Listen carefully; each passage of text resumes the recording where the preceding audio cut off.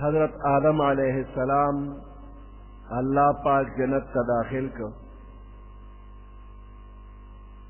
حوا بی بی التا پیدا شلا، د دوالو نکاح وشوا، حکم ورته وشو چې په جنت کې کم ځای کې ګرځئ نو الته ګرځئ، چې کم ځای خوراک غواړئ نو کوئ.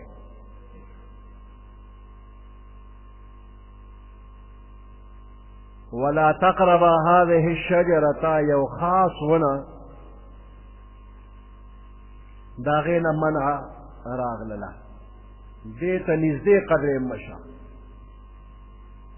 فتکونا من الظالمین، کنی تاسو دواړه به په ځان باندې زیاتې کوونکي شئ. اوس دغه خاص ونه د هغې نوم په قرآن کې یو ځای کې هم چېرته الله نه دی ویلی چې دا د غنم ونه ده. په دې ټول قرآن کې چېرته دا نشته چې د دغه ونې څه نوم دی، چې هغه غنم دی او که انګور دی او که انځر دی، څه شی دی. الله پاک مبهم ویلی دی، تعین یې نه دی کړی. البته اسرائیلی روایاتو کې د غنم دا لفظ راغلی دی، بنی اسرائیلو دا لفظ ویلی دی، پیغمبر علیہ السلام نه دی ویلی، قرآن نه دی ویلی، صحابه کرامو نه دی ویلی. خو بیا دغه غنم دومره شهرت کړی دی چې دانه یې د غنم خوړلې نه وه، د جنت نه به وته آدم پسه.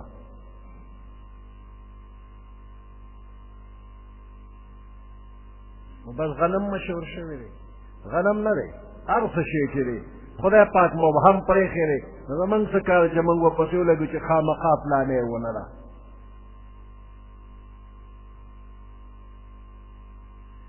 نو یو خاص ونې نه الله پاک منع کړ.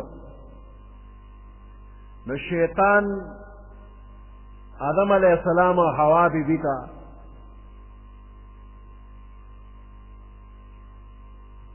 دوکه یې ورکړله، وی دې ونې ته چې ته منې کړې نو دې کې یو غرض دی، هغه غرض دا دی که تا دې وخوړه نو تا نه به فرشته جوړه شي او ته به همیشه همیشه جنت کې. نو درته وایي چې دا مه خوره، دې کې دې فایده دا وخوره چې همیشه همیشه جنت کې شي او فرشته درنه جوړه شي.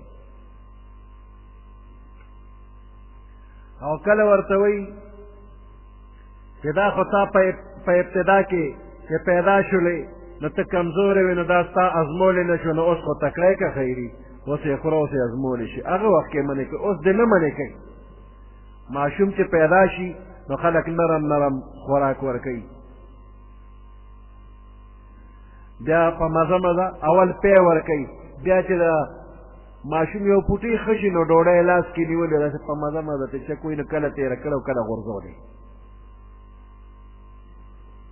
د هغې نه وروسته داسې نرمې روجې وله ورکي، نرم خوراک وله ورکوي. غوښه ماشوم له څوک نه ورکوي، بیا چې تکړه شي نو هر څه خوري.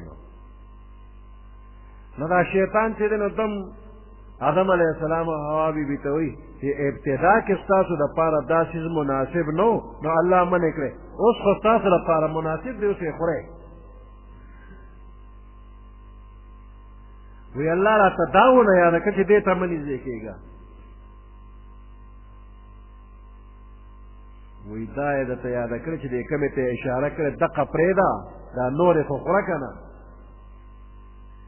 نو په دې خبرو باندې ابلیس آدم علیہ السلام ته قسم خوړلی دی، وقاسمهما انی لکما لمن الناصحین. آدم علیہ السلام او حوا بی بی ته قسم وخوړو، وی زه ستاسو د دواړو دپاره خیر خوا یم.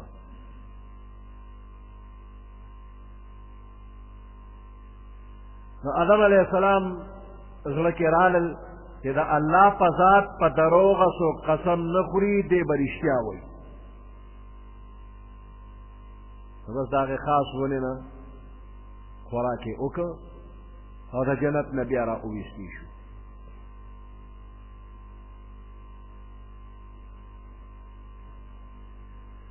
سوال دا دی چې د ابلیس لعین دی چې الله د خپل درباره وشړه او آدم علیه السلام یې جنت ته داخل کړه، دی بیا څنګه لاړه جنت ته او آدم علیه السلام او حوا بیبي هغه یې خطا کړل. دی خو کافر شو، کافر خو بیا جنت ته نه ځي. یو جواب دا دی د دنیا د حالاتو ته وګورئ که نه یو صدر یا وزیر اعظم چې هغه صدارت او وزارت یې ختم شي نو سمدستي یې د هغې خپل مکان نه وباسي. حکم وشو چې د ده صدارت او وزارت ختم شو، خو څو ورځې دی بیا هم هلته ځي او راځي، خو هغه اعزاز یې نه وي کوم چې مخکې و. سلوټونه ملوټونه بیا وطني.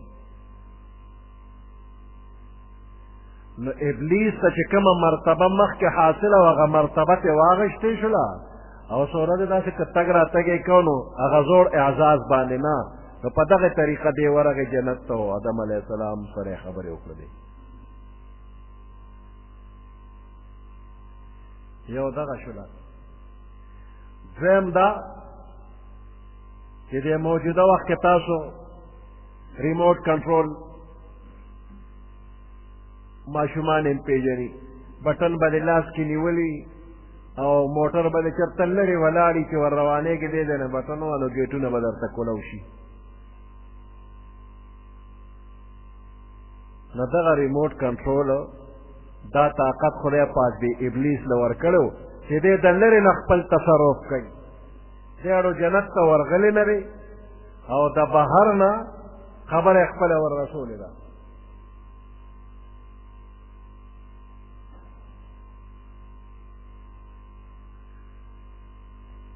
نو د جنت هغه خاص ونه د هغې خوراک آدم علیه السلام وکړ.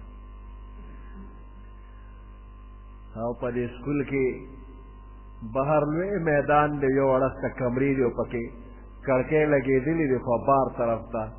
کلاس کې استاد ولاړ دی سبق ښیي او هلکان ناست یو کس دی نو هغه پاسه غشتی بار وتلی دی. اوس ګراونډ کې ګرځي را ګرځي او ناګهانه یو هلک سره یې سترګې مخامخ کړي دي او دی هغه په اشارو خبرې شروع کوي.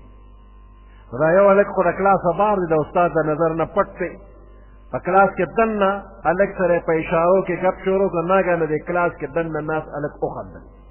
استاد پرې راباندې که ولې خاندې د یارې علم نه شي ویلي چې بار هغه فلانې چې نو هغه داسې داسې کار وکړه. خو دننه هلک په استاد وو. نو داسې دا ابلیس بهر و د بهر نه یې څه اشارات مشارات کړي دي په هغې باندې دا دونه خبرې رسولي دي. بهرحال د وسوسې اچولو قدرت الله شیطان له ورکړی دی. دې داسې تصرفات کولو باندې قدرت لري چې عام طور انسان یې نشي کولی او دې په مختلفو شکلونو هم راتلی شي. دا پیریان د دوی تعریف دا دی چې جسم ناری یتشکل باشکال المختلفه، د اوره پیدا جسم دی مختلف شکلونو کې راتلی شي. نو شاید چې د شکل بدل کړي وي او آدم علیه السلام سره خبره کړې وي او هغه نی پېژندلی. خو قرآن وایي چې دې شیطان ورته قسم خوړلی دی نو په قسم یې تېرېستی دی. وقاسمهما انی لکما لمن الناصحین.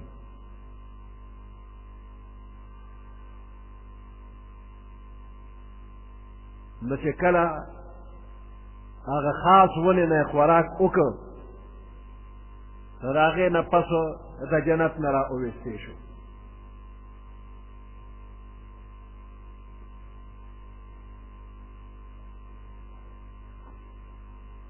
فأكلا منها فبدت لهما سوآتهما وطفقا يخصفان عليهما من ورق الجنة.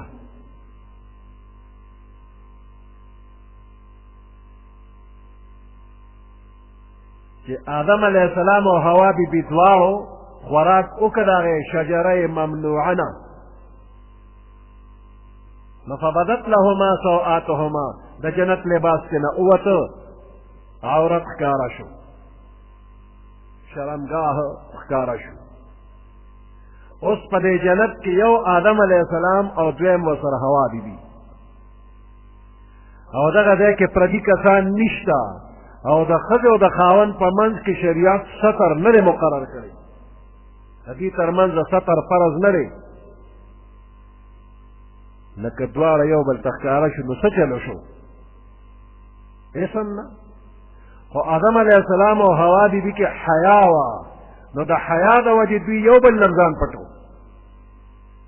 حیا فطرتي شی دی د انسان پیدایشي حیا به پکې وي نو دوی ځان پټو د جنت د ونو نه پاڼې راواغېشت او ځان یې پټ کړ دا کم خلک چې بربنډ ګرځي دی بې حیا دي دی د آدم علیه السلام د اولاد نه ځان بار حسابوي شیطان دا غواړي چې بندر بربنډ شي نو آدم علیه السلام او حوا بیبي حیا کولا وطفقا یقصفان علیهما من ورق الجنه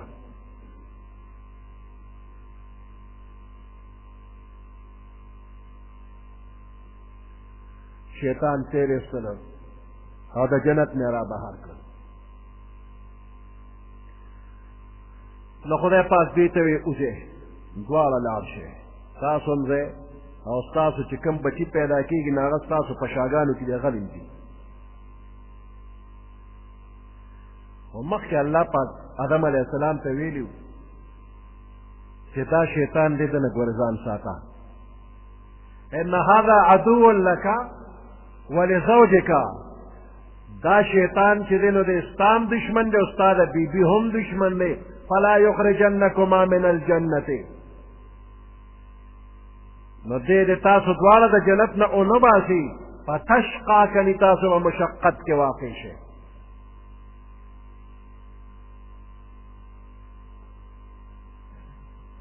او چې دې جنت کې اوسېږي نو ان لك الا تجوع فيها ولا تعرى نه به در باندې لوږه راځي نه به بربنډوالی راځي وانك لا تظمأ فيها ولا تضحى نه به تږې کېږي او نه به دې ګرمي کېږي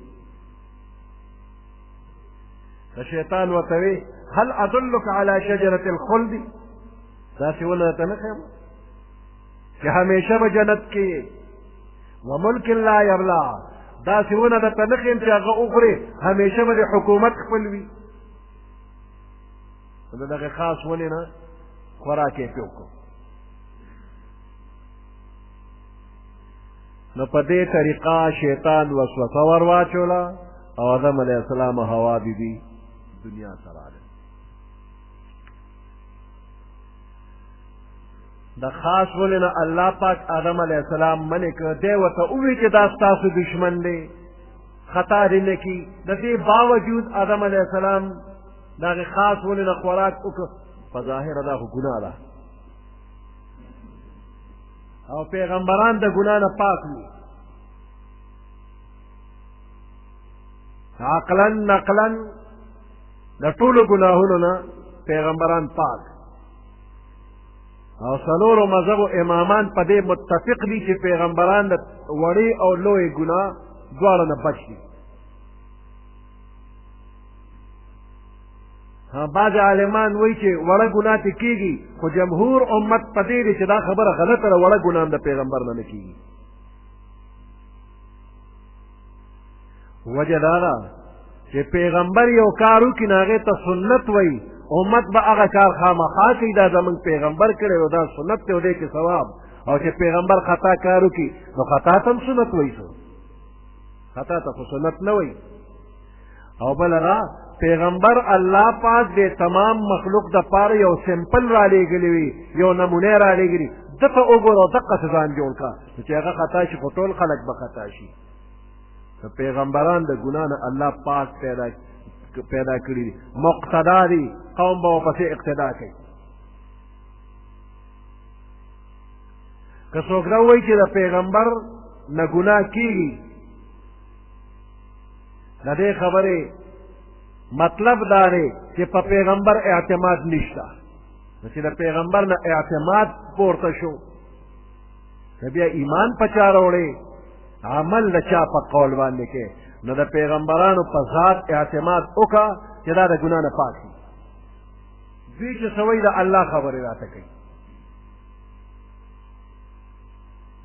البته قرآن پاک کې بعض پیغمبرانو په باره کې د خطا لفظ راغلی دی، لکه دې آیات کې هم شته. او بل ځای هم الله فرمایلی دي فعصى آدم ربه فغوى. ساره الفاظ راغلل.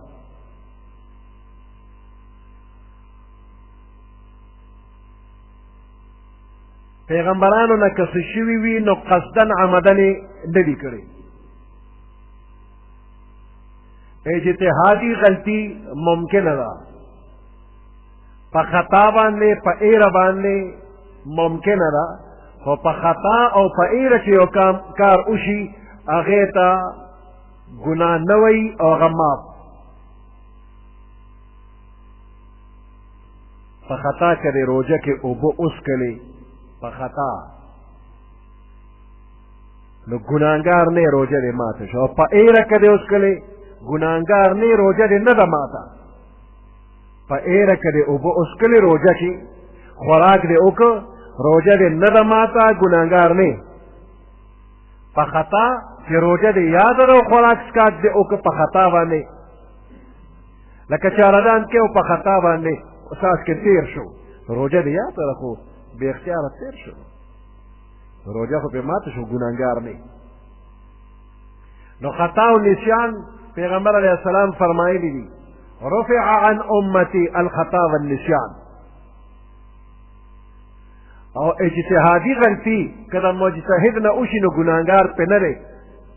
که مجتهد یو مسله کې اجتهاد او کوشش وکړه او دې حق ته ورسېد نو ډبل ثواب یې دی، او که خطا شو نو یو ثواب یې دی، ګناهګار نه دی.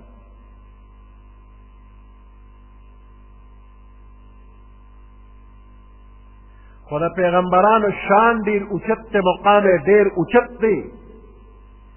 نو د لویو خلکو ورکوټې غلطي غټه غلطي ګڼلی شي. حسنات الابرار سیئات المقربین، د عامو نیکانو خلکو نیکي هغه خدای ته ډېر نږدې خلک دا د هغوی بدي ده، هغه داسې ویلې کوي.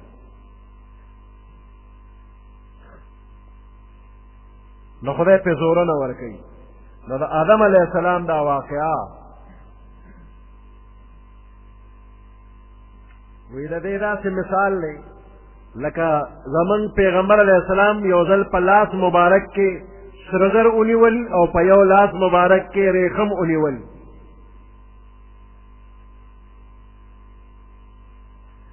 او وی دا زما د امت په نارینه و حرام دي، اشاره یې ورته وکړه. ریخم او سره زر وی دا زما د امت په نارینه و حرام دي. د دې څه مطلب چې دا لاس کې دي نو دا حرام، که د دې د جنسه ټول حرام؟ دا مطلب چې د دې د جنسه ټول، یعنی سره زر او ریخم د امت نارینهو لپاره حرام.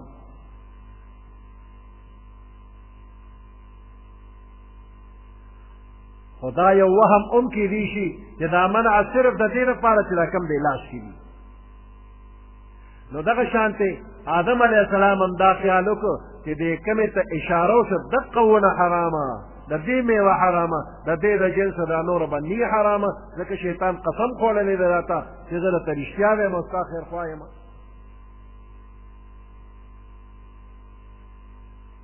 غلطه مشوره نه در کوم.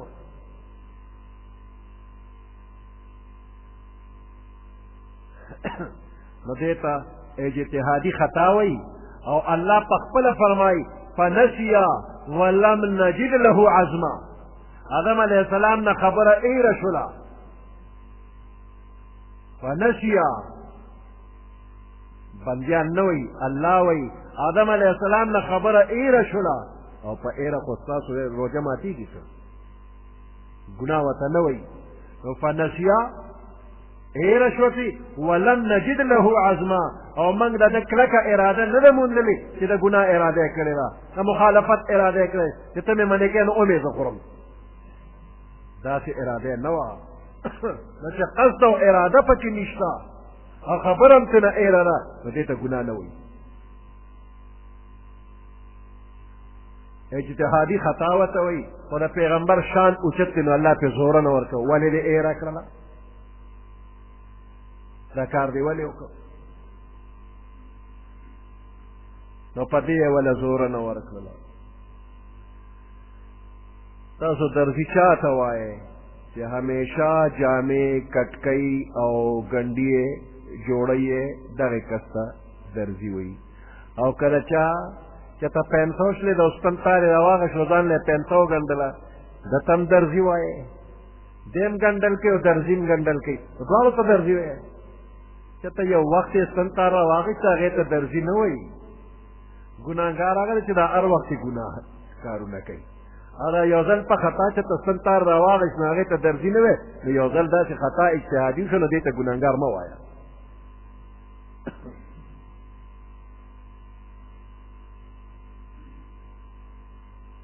نو آدم علیه السلام د جنت نه بهر را اویستی شو. حوا بیبي هم بهر راغله.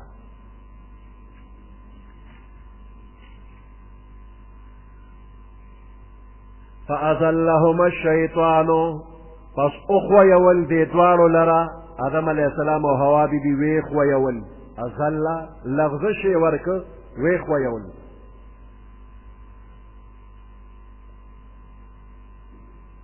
فازلهما الشیطان پس لغزش ورکه دې دواړو ته شیطان اخویول دې دواړو لره شیطان عنها عن په معنه د سبب شو. په سبب د دې ونې د هغې خاص ونې په سبب باندې اخویول. فأخرجهما مما كانا فيه فأخرجهما پس راوی وستل دې دواړو لره مما د هغې عزت او د راحتنا کانا فیه چې دا دواړه پکې وو. آدم علیه السلام او حوا بیبي چې کوم عزت او راحت کې وو د هغې نه یې راوویستل. وقلنا اهبطوا بعضكم لبعض عدو من اویل کوز شی تاسو. وقلنا اهبطوا من اویل چې کوز شی تاسو د جنتونو نو د اسمانونو نه دنیا او ته لاړ شئ. داسې حال کې چې بعضکم لبعض عدو بعض ستاسو به د بعضې دشمنان وي. دواړه یو بل سره دشمنان به یې.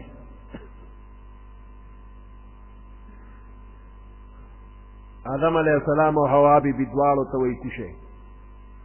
او که شیطان لا تر دغې وخته د اسمان نه ځمکې ته نه و راغلی نو هغه ته وایي ته هم کوشه.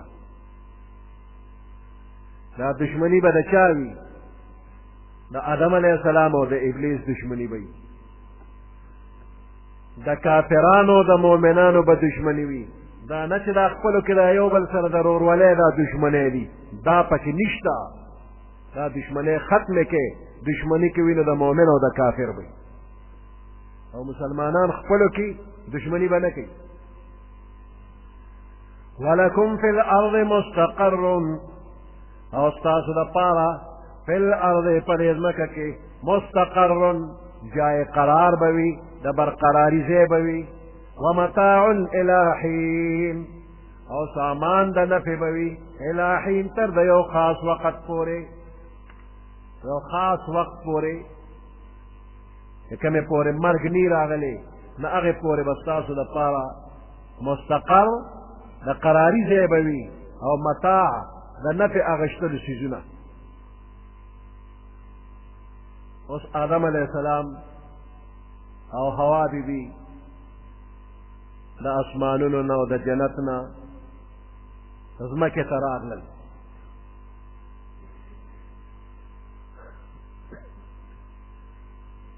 آدم علیه السلام د هندوستان په ځمکه باندې د جنت نه راغلی.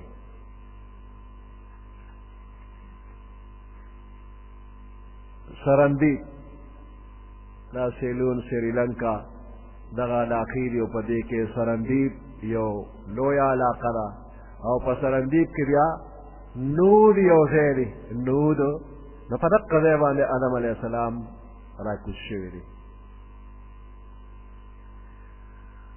او دا نود داسې د غر د پاسه اوار ځای دی. حوا بیبي چې ده نو دا په جده باندې راغلې ده. وایي جدې ته جده ځکه وایي چې جده خو نیا ته وایي که نه، نو دغه نیا بیا په دغه ځای راکې شوې ده.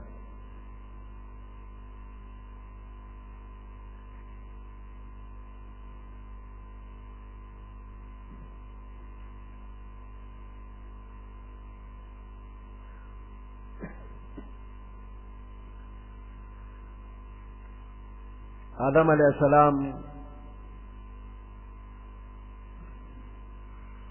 د الله نیازبینو، چته ستغه خبره اورېدلې نه وه.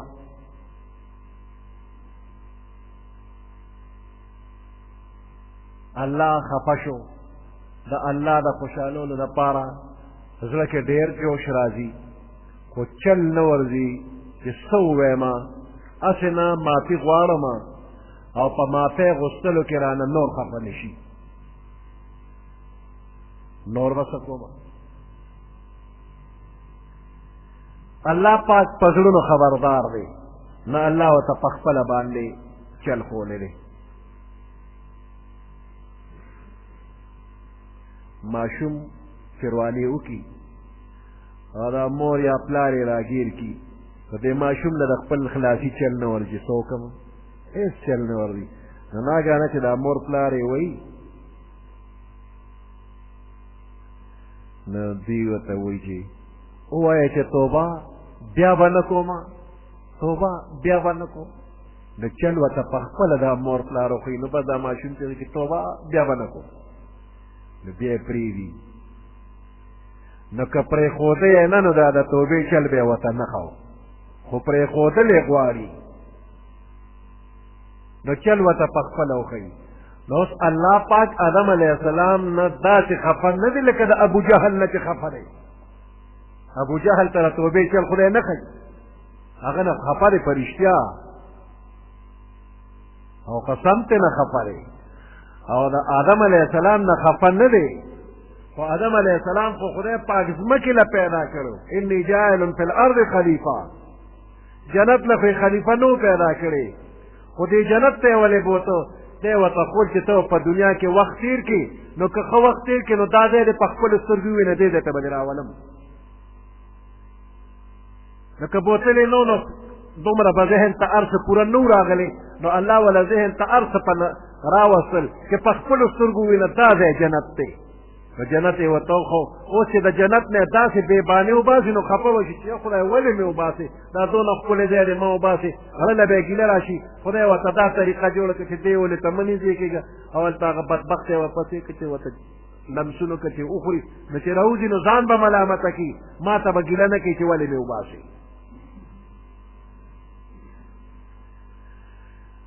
نو چې بهر راووته نو بیا جوړل په زړه کې دننه دننه جاړي، په زړه کې دننه ګیله معنه خفګان راځي چې خدایه څه وکړمه، خو په خولې څه نه وایي، وایي نور رانه خفه نه شي. نو خدای خو پرې پوه دی، د خدای خو دوست دی، د خدای خوښ دی، نو خدای ورته په خپله چل ښایي.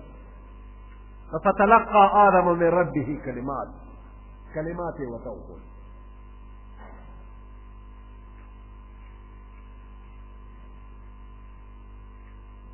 نو کم کلمات ورته وښودی شو.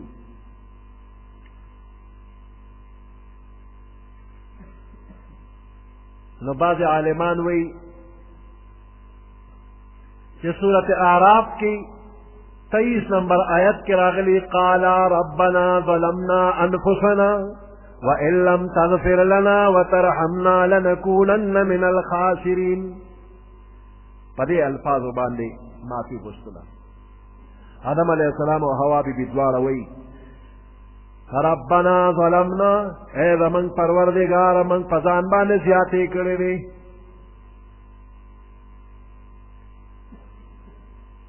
وان لم تغفر لنا، که چېرې ته موږ ته بخشش ونه کړې، وترحمنا، رحم را باندې ونه کړې، لنکونن من الخاسرین، موږ به د تاوانیانو نه شو. دا قول د حضرت جبیر، مجاهد او حسن رحمهم الله تعالی.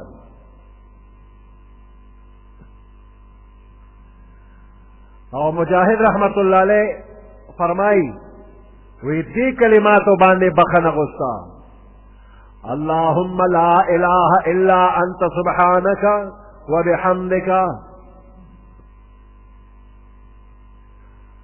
اللهم یا اللہ لا الہ نشتر لائق دا عبادت الا انتا مگر تی سبحانک پاکتا تعالی را و بحمدک و سرد حمد سناستا رب انی ظلمت نفسی اے زما رب ما پزان بان جاتے کرے دنو فغفر لی ما تبخنو کے انک خیر الغافرین بے شکت بہترین بخون کیے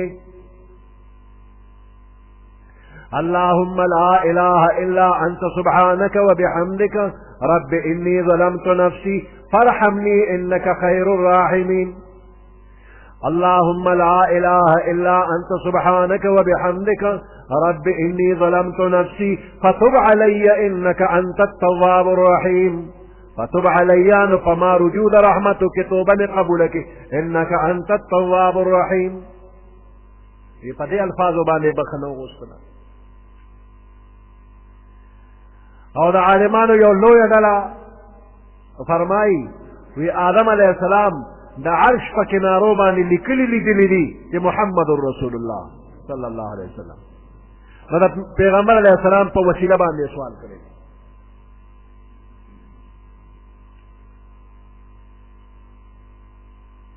وی دا خبره تفسیر قرطبیم لیکلې ده جلد اول صفحه نمبر 324 تفسیر روح المعانی جلد اول صفحه نمبر 237 او د دې تفسیر په تایید کې یو حدیث هم پیش کیږي حضرت عمر رضی الله تعالی عنہ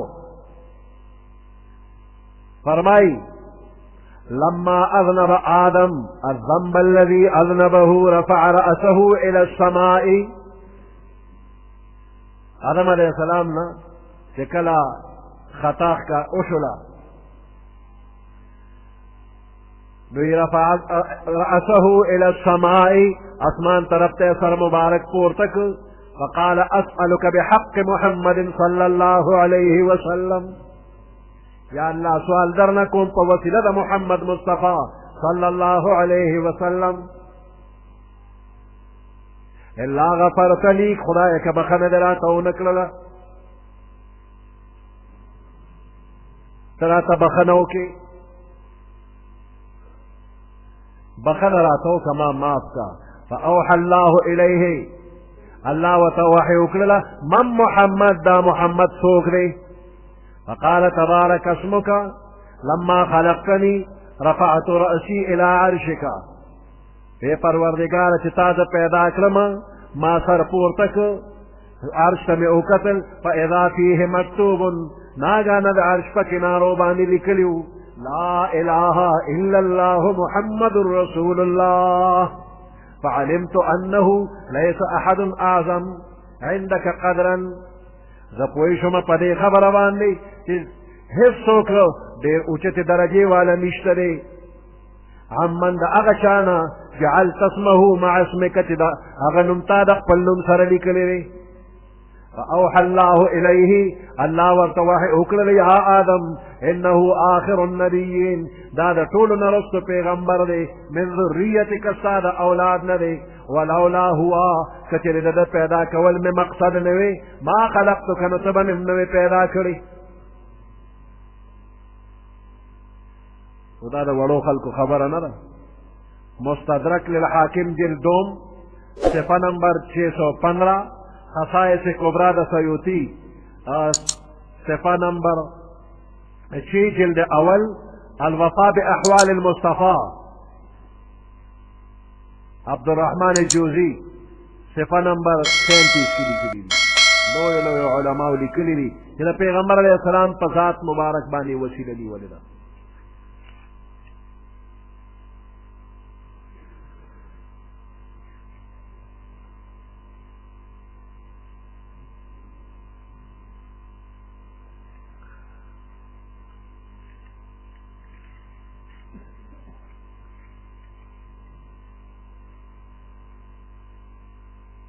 آدم علیہ السلام جڑا سونا کرے دا وی چې کله راکو شوي دی نو جړلي دي. عبدالله ابن عباس رضی الله تعالی عنهما فرمایي بکا آدم و حوا 200 سنه 200 کاله جړلي دي 200 کاله ولم یاکلا ولم یشربا 40 یوما صلویخ ورځې خوراک نه کړی. آدم علیه السلام او حوا بیبي دواړو صلویخ ورځې خوراک نه کړی او جړلي او 100 کاله یو بل ته نږدې شوي دي.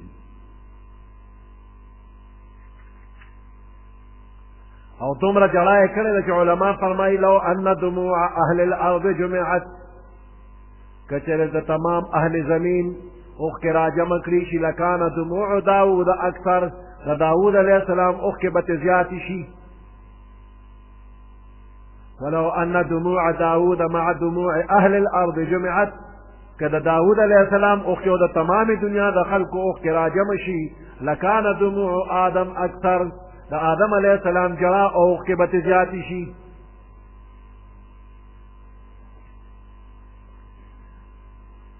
نو د پیغمبر علیه السلام په ذات مبارک باندې وسیله نیولې ده.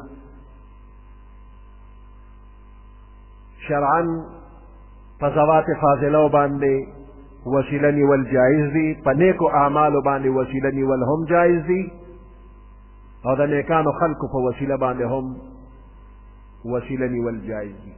الهی بحرمت فلان، یا الله د فلانی په توفیل باندې زما دا کار وکړه، د فلانی بزرګ په توفیل باندې بحرمت فلان دې ته وسیله وایي. او د ډېرو نیکانو بزرګانو د هغوی په شجرو کې په سلسلو کې بحرمت فلان شته.